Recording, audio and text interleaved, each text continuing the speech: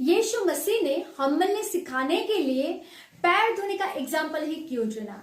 और क्या यीशु मसीह में हम्बलनेस ही सिखाना चाहते थे? चलिए हम देखते हैं। मेरे प्रियो, यीशु मसीह के जमाने में लोग चल के एक दूसरे के घर पे जाते थे, क्योंकि उस टाइम में व्हीकल नहीं हुआ करते थे और लोग मीलों तक दूर चल के जाते थे, तो उनके पैरों में मिट्टी और धूल लग जाती थी। और जब किसी के घर पे जाते थे तो सबसे पहले उनकी आवश्यकता ये होती थी कि उनके पैरों को क्लीन किया जाए।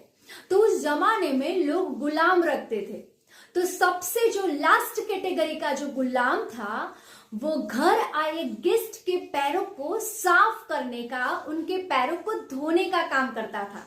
तो मानो यीशु मसीह ने अपने आप को उस गुलाम की कैटेगरी में रख दिया था, अपने आप को उतना नीचा कर दिया था कि उन्होंने जो गुलाम काम करता था वो काम यीशु मसीह ने किया। मेरे प्रियो, अपने चेलों के पैरों को धोकर उन्होंने हमें उस नम्रता को सिखाया कि किस तरह से वो गुरु थे, वो लॉर्ड थे, फिर भी वो बात को याद ना रखकर उन्होंने चेलों की जो सबसे पहले आवश्यकता थी कि उनके पैरों को साफ किया जाए, वो काम किया।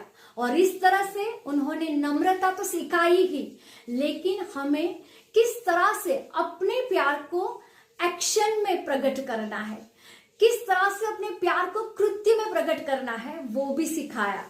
और दूसरी बात कि यीशु मसीह ने उस चेले के पैरों को भी साफ किया जो चेला उनको धोखा देने वाला था। उनको पता था कि इस चेलों में से एक जो चेला है वो मुझे धोखा देने वाला है, वो मुझे पकड़ाने वाला है, और फिर भी यीशु मसीह ने उसके प्रति भी कोई भेदभाव न रखकर अपने प्यार को प्रकट किया और उनके पैरों को भी साफ किया। मेरे प्रियो, तो यीशु मसीह इस तरह से हमें प्यार करना सिखाते हैं, कोई भी भेदभाव रखे बिना। मेरे प्रियो, और जैसे यीशु मसीह हम्बल हो गए, उन्होंने अपने आप को उस गुलाम की कैटेगरी में रख दिया, अपने आप को इतना नीचा किया कि उन्होंने कोई भी अभिमान नहीं किया या फिर ऐसी बात याद नहीं रखी कि मैं तो गुरु हूं, मैं तो लॉर्ड हूं। उसी तरह से हमें भी एक दूसरे के प्रति इस तरह ही अपने आप को प्रकट करना है, अपने प्यार को प्रदर्शित करना है। मेरे प्रियो।